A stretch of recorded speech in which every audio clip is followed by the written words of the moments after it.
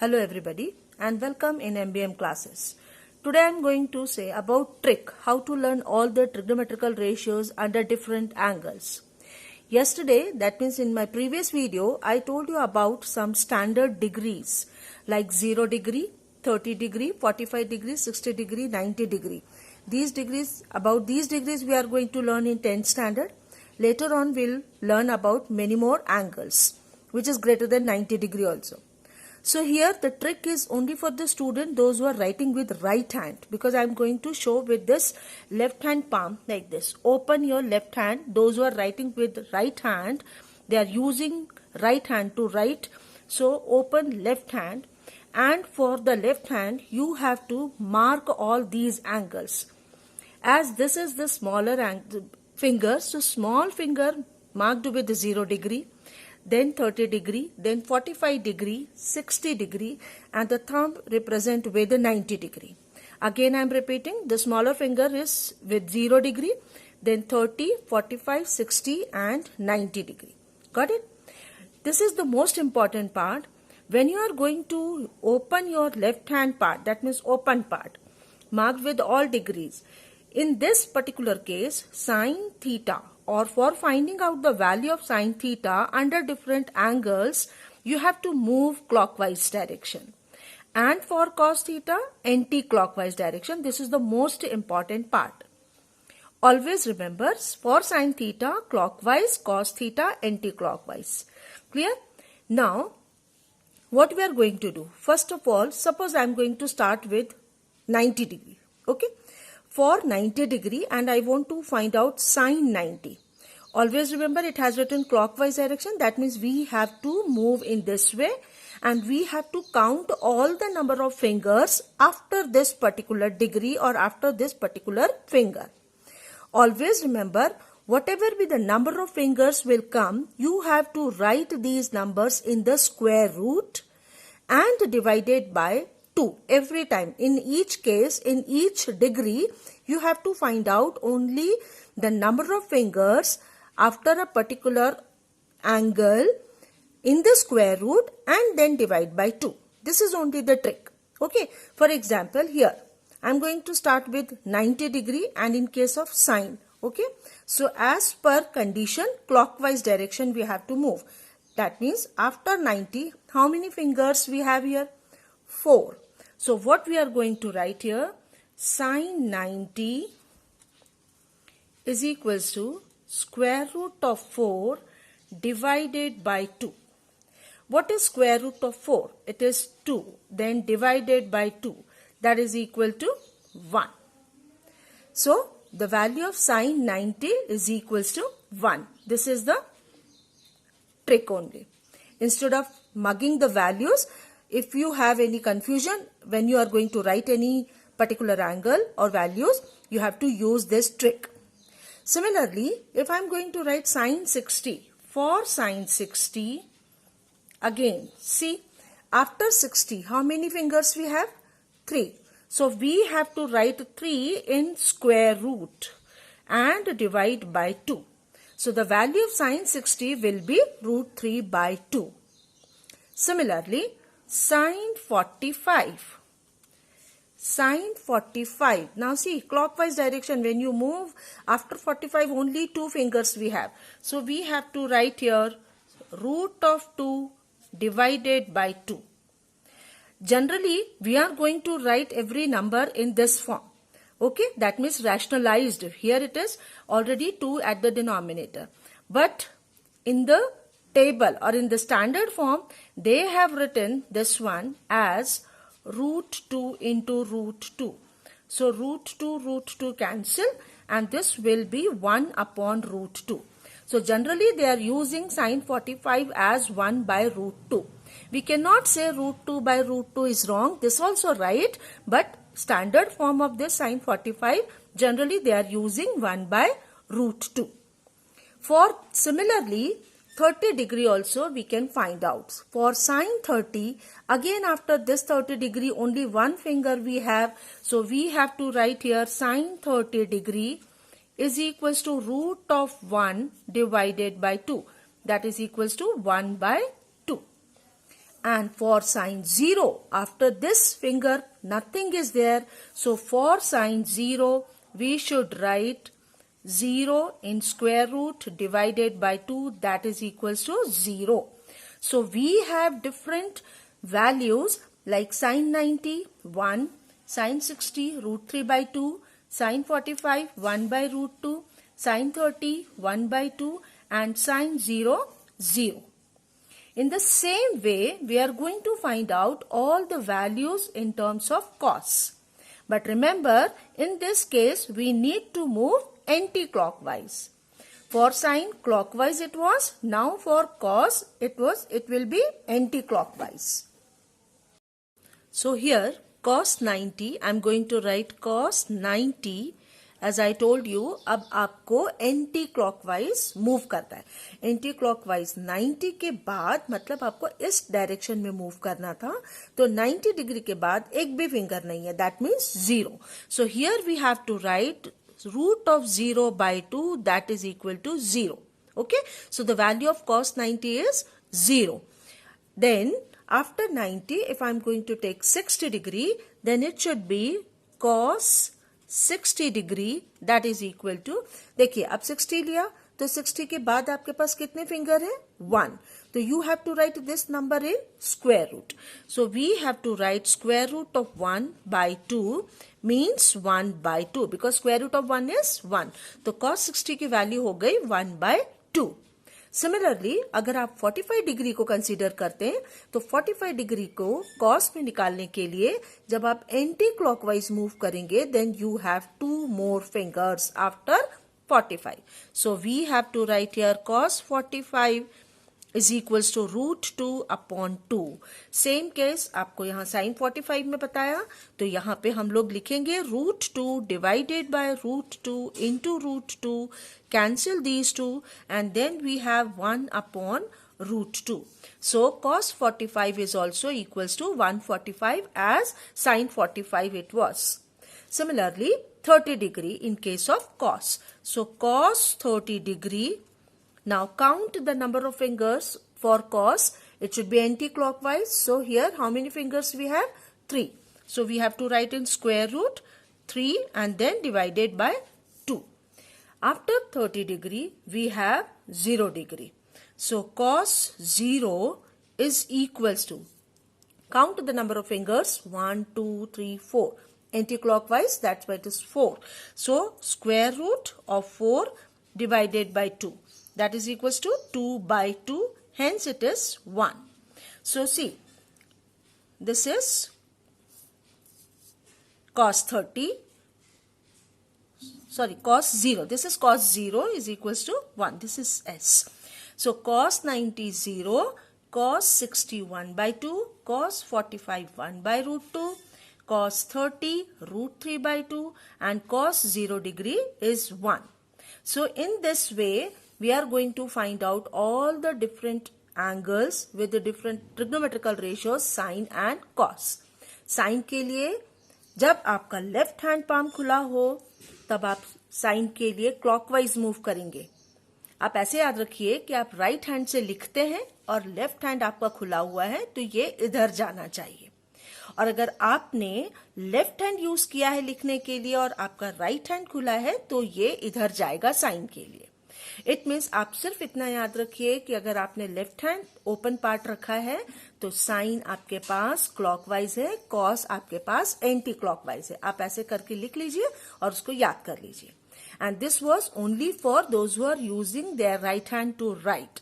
अब मैं आपको जो बच्चे लेफ्ट हैंड यूज करते हैं उनके लिए बताती हूँ. वो भी ऐसा ही है, उसमें आपको सिर्फ ये चेंज करना है कि साइन एंटी क्लॉक हो जाएगा और कॉस क्लॉक हो जाएगा. Now see, this one is only for the students, those who are using left hand to write. So they have to open their right hand. As a right hand open करेंगे. Again start with the smaller finger, marked with the smallest angle as 0 degree, then 30, 45, 60 and 90. In this case, remember sin theta के लिए आपको anti clockwise जाना पड़ेगा. पहले वाले case में जो बच्चे राइट हैंड यूज करते हैं उनके लिए हमने बताया था साइन थीटा क्लॉकवाइज जाते हैं, और जो बच्चे लेफ्ट हैंड यूज करते हैं लिखने के लिए, उनको राइट हैंड अपना ओपन करना है, 30 से 90 डिग्री तक मार्क करना है। बट इम्पॉर्टेंट है कि साइन थीटा के लिए उनको एंटी क्लॉकवाइज डायरेक्शन मूव करना है और कॉस थीटा के लिए क्लॉकवाइज। तो यहाँ पे हम लोग सारे वही एंगल्स को निकाल के चेक करेंगे, एक भी वैल्यू आपके पास डिफरेंट नहीं आएगी। तो ये आपको ट्रिक याद रखनी है। सबसे पहले हम लोग यहाँ से फिर से वैसे ही निकालते हैं साइन 90 से, और आपको याद रखना पड़ेगा पर्टिकुलर एंगल के बाद जितनी भी फिंगर्स हैं उन नंबर को स्क्वायर रूट में न्यूमरेटर में लिख के डिवाइडेड बाय 2 करना है। तो साइन 90 आपको यहाँ पे पहले ही बताया है एंटी क्लॉकवाइज, तो 90 डिग्री ये है। एंटी क्लॉकवाइज मूव करने से आपको 4 फिंगर्स इधर मिलती है। तो you have to write square root of 4 divided by 2, मतलब 2 by 2 that is equal to 1। तो साइन 90 आपके पास 1 आ जाता है। उसके बाद आप यहाँ पे 60 डिग्री लेते हो, तो आपके पास ये आता है sign 60 is equals to, after 60 when you move again anti-clockwise you have 3 fingers, so you have to write root 3 divided by 2. Similarly 45 degree, so it is sine 45. After 45 2 more fingers are there, so square root of 2 divided by 2 that is equal to 1 by root 2, as I already explained in the previous page. Then sine 30 degree is equal to, after 30 only one finger we have, so root 1 by 2 that is equal to 1 by 2.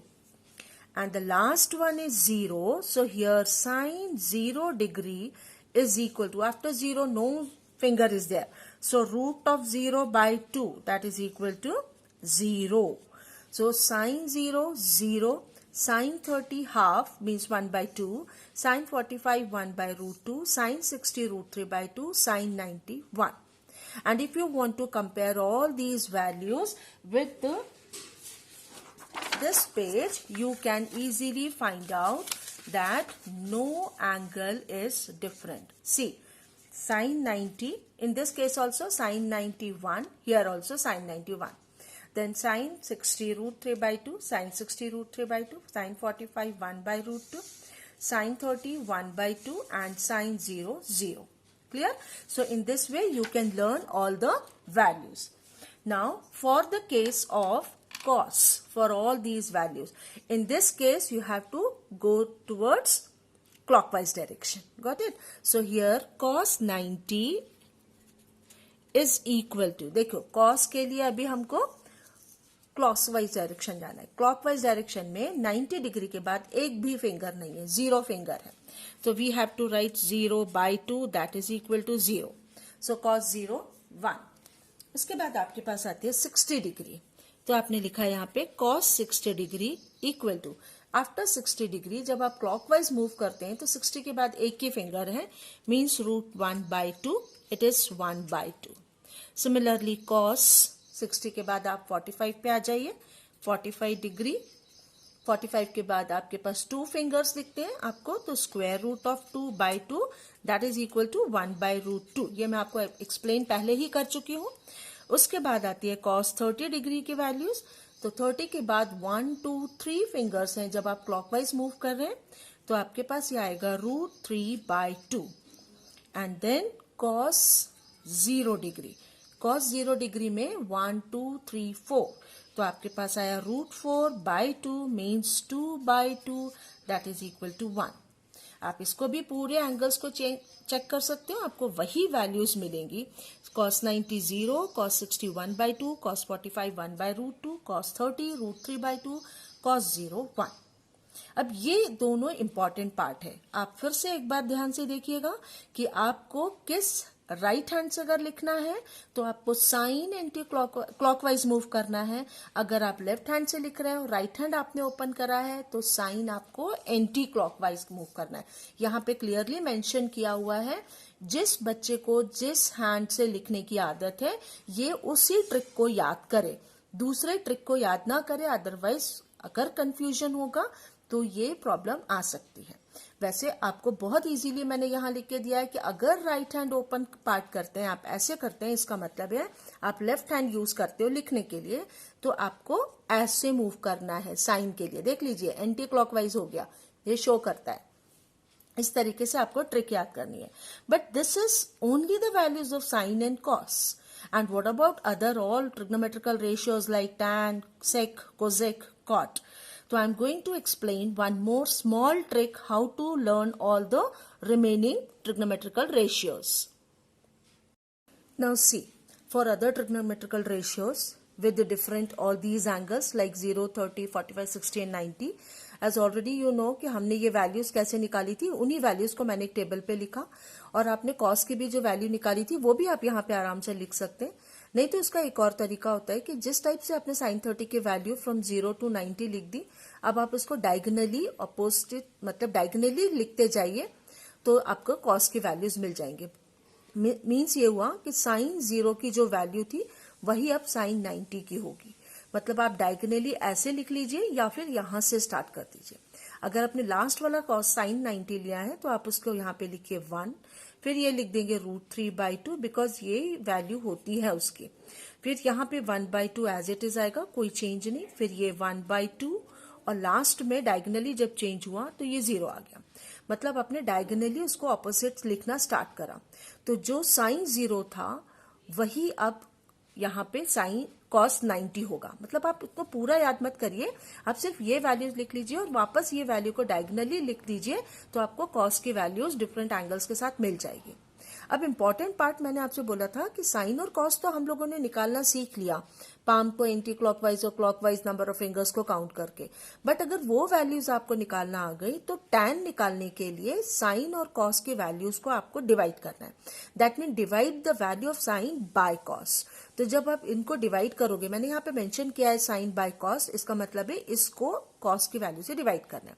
तो 0/1 अगर आप करेंगे तो आपके पास क्या आएगा, 0। जब आप इन दोनों को आपस में डिवाइड करेंगे तो डिनोमिनेटर्स 2 कैंसिल हो जाएंगे, तो वैल्यू निकलेगी 1/√3। इधर जब आप डिवाइड करेंगे तो आपके पास आएगा 1, क्योंकि एग्जैक्टली कैंसिल होंगे। यहाँ पे आपके पास आता है सिर्फ √3 और यहाँ आपके पास आएगा इन्फिनिटी। इन्फिनिटी का मतलब समझ में आता है आप लोग को, नॉट डिफाइंड। ओके, सिमिलरली अब ये बेसिक हमारे पास होते हैं 3 important trigonometrical ratios, sine, cos and tan. Sine आप सबको निकालना आ गया, कॉस भी निकालना आ गया, टैन के लिए दोनों को डिवाइड करके आ गया। बाकी जो बचते हैं ये आपको मैंने फर्स्ट अपने वीडियो में बताया था कि ये इनके रेसिप्रोकल्स होते हैं। तो हम लोगों ने यहाँ पे पहले ही लिखा कि कोसेक एक्चुअली साइन का रेसिप्रोकल है। तो साइन हमारे पास 1/0, सॉरी साइन हमारे पास यहाँ पे 1/sin लिखना है तो 1/0 आएगा। इसका मतलब यहाँ पे नॉट डिफाइंड होगा। फिर साइन थर्ड, कोसेक 30 निकालना, मतलब जो वैल्यूज यहाँ पे दी हुई है उनका रेसिप्रोकल ले लीजिए बस। तो ये आपके पास 1/2 का रेसिप्रोकल 2, इसका रेसिप्रोकल √2, इसका रेसिप्रोकल 2/√3 और इसका रेसिप्रोकल 1। सिमिलरली जब आपको सेक निकालनी है तो आपके पास जो भी कॉस है उसका रेसिप्रोकल, जो वैल्यू दी है उनका रेसिप्रोकल में लिख लीजिए, because sec theta actually cos का रेसिप्रोकल ही होता है।